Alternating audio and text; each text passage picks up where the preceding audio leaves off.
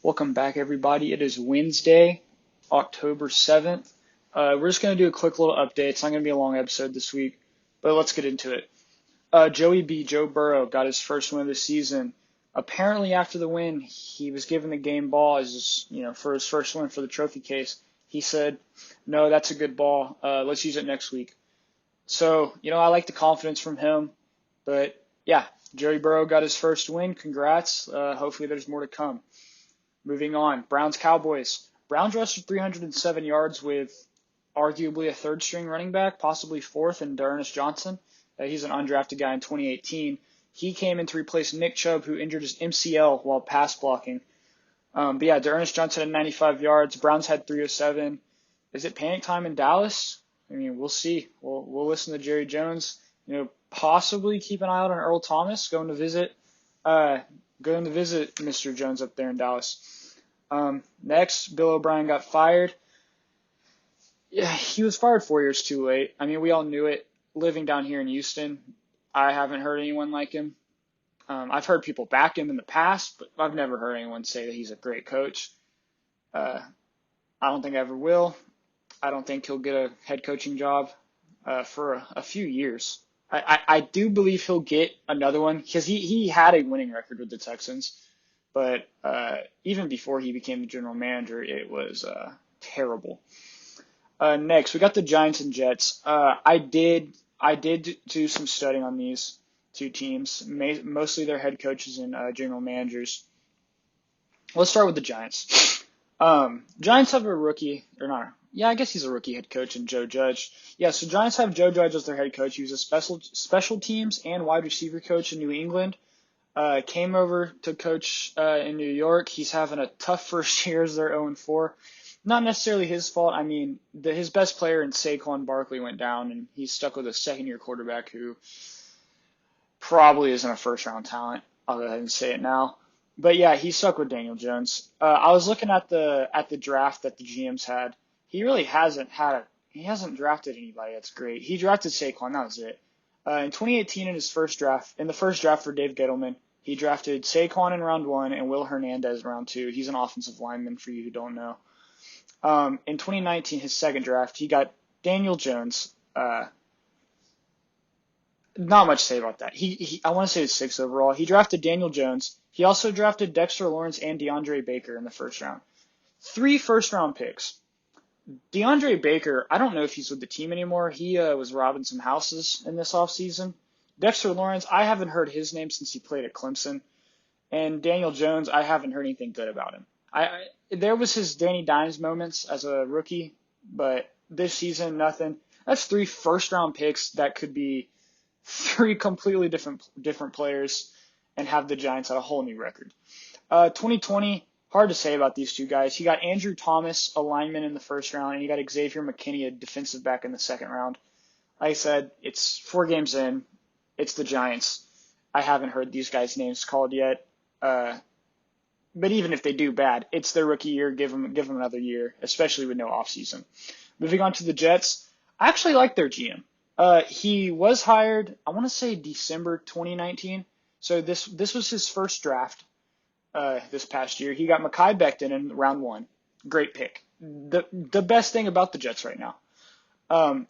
And then in round 2, he got a wide receiver in Denzel Mims out of Baylor. He's a playmaking guy, but he's had hamstring injuries all season. It's hard to really see. He hasn't been able to make progress. He's just been hurt.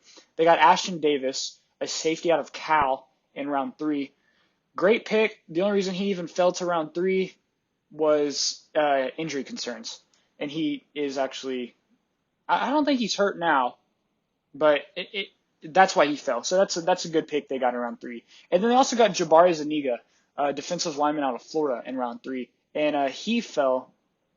I want to say he fell because he was kind of hurt, but he also is hurt this season, so we can't even see how good he will be.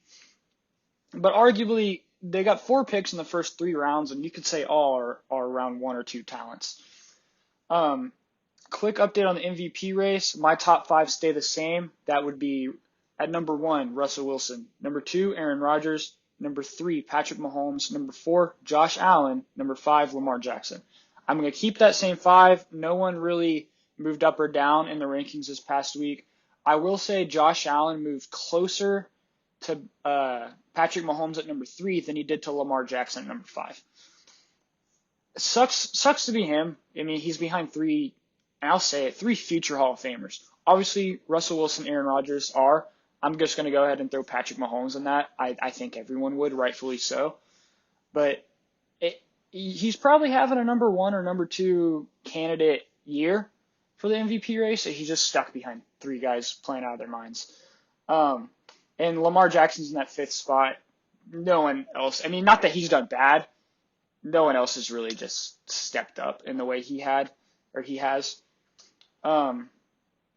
Speaking of Josh Allen, looking back at that draft, so it was a 2018 draft, I believe, with you had Baker Mayfield go number 1, Sam Darnold go number 3, Josh Allen go number 7, Josh Rosen go number 10, I believe, and then Lamar Jackson at 32. So 5 quarterbacks in that first round.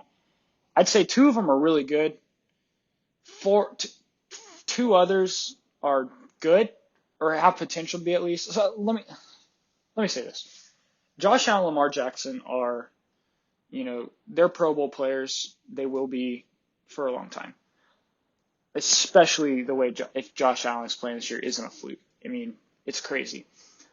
Baker Mayfield, his rookie year he had Hugh Jackson. Once Hugh Jackson got fired, he did great. But with Hugh Jackson, nothing. Second year, he got a terrible head coach in Freddie Kitchens, one that arguably the worst head coach. I mean, I knew it. As soon as he was hired, I knew it was terrible. That another offensive system he's trying to learn. And he had a terrible year. And then this year, they got Kevin Stefanski, and they're 3-1. Now, like I said, they ran for 300 yards against the Cowboys in that win, and their defense didn't play great. But we're looking at Baker Mayfield here. We're not looking at the Browns. Mayfield, he looks good. I'm not going to say he's great. I'm not going to say he's bad.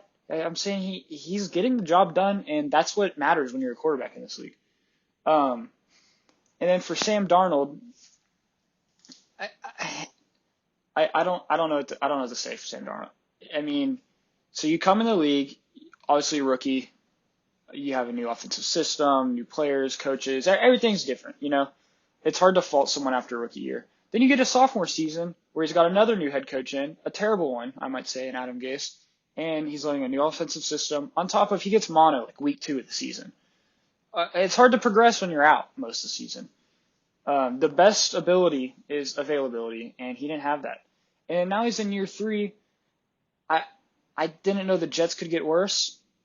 I mean, I know they traded Jamal Adams, but dang, they got worse. A lot worse. And it's stunning Darnold's growth. And who's to say they don't go draft another quarterback in this upcoming draft? I mean, they'll be in the top 3.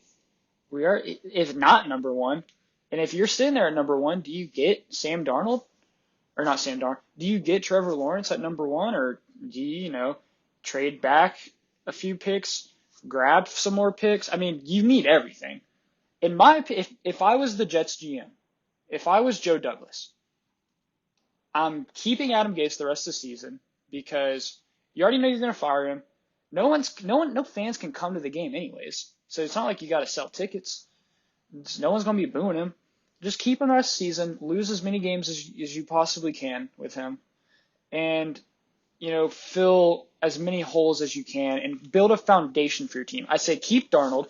He's still in a rookie contract. He'll be in his 4th year. He's still cheap. Grab some offensive line pieces. Grab some defensive line guys. Grab some wide receivers.